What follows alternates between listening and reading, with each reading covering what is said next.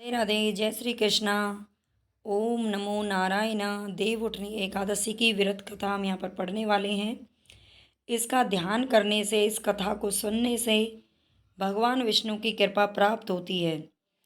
देव उठनी एकादशी पर भगवान विष्णु की विधि विधान से पूजा करके उनको जगाया जाता है।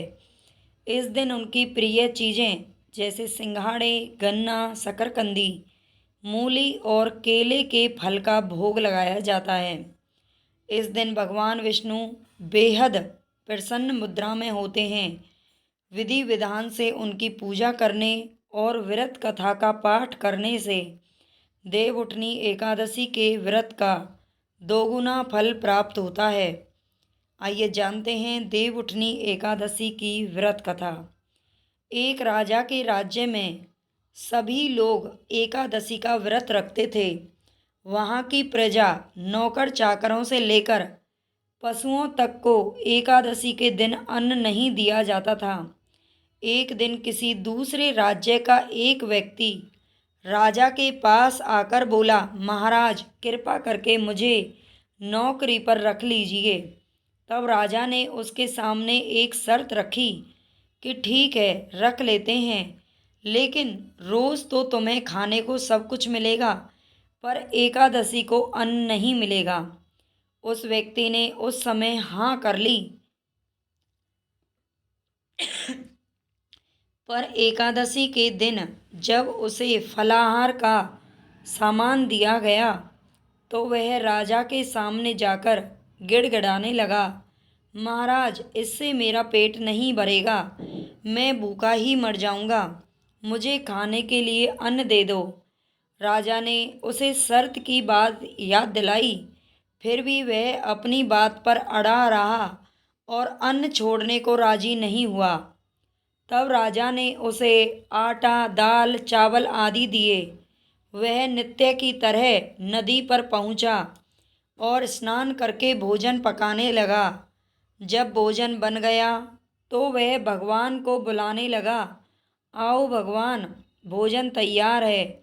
उसके बुलाने पर पीताम्बर धारण किए भगवान चतुर्भुज रूप में आ पहुँचे और प्रेम से उसके साथ भोजन करने लगे। भोजन आदि करके भगवान अंतर्धान हो गए तथा वह अपने काम पर चला गया। 15 दिन बाद अगली एकादशी को वह राजा से कहने लगा कि महाराज मुझे दुगना सामान दीजिए, उस दिन तो मैं भूखा ही रह गया था। राजा ने कारण पूछा तो उसने बताया कि हमारे साथ भगवान भी खाते हैं, इसलिए हम दोनों के लिए ये सामान पूरा नहीं होता। यह सुनकर राजा को बड़ा आश्चर्य हुआ। वह बोला, मैं नहीं मान सकता कि भगवान तुम्हारे साथ खाते हैं। मैं तो इतने व्रत रखता हूँ, पूजा करता हूँ, पर भगवान ने मुझे कभी दर्शन नहीं दिए। राजा की बात सुनकर वह बोला, महाराज यदि विश्वास न हो तो आप साथ चलकर देख लें। राजा एक पेड़ के पीछे छिपकर बैठ गया। उस व्यक्ति ने हर रोज की तरह भोजन बनाया और भगवान को शाम तक पुकारता रहा, फिर भी भगवान नहीं आए। अंत में उसने कहा, हे भगवान, यदि आप नहीं आए तो मैं इस नदी में कूदकर अपने प्राण त्याग दूंगा। फिर भी भगवान नहीं आए। तब वह प्राण त्यागने के उद्देश्य से नदी की तरफ बढ़ा। प्राण त्यागने का उसका दृढ़ इरादा जानकर शीघ्र ही भगवान ने प्रकट होकर उसे रोक लिया और साथ बैठकर भोजन करने लगे। खा पीकर वे उसे अपने विमान में बिठाकर अपने धाम ले गए। यह देखकर राजा ने सोचा कि व्रत उपवास से तब तक कोई फायदा नहीं होता जब तक मन शुद्ध ना हो। इससे राजा को ज्ञान मिला। वह भी मन से व्रत उपवास करने लगा और अंत में स्वर्ग को प्राप्त हुआ। ओम नमो नारायण।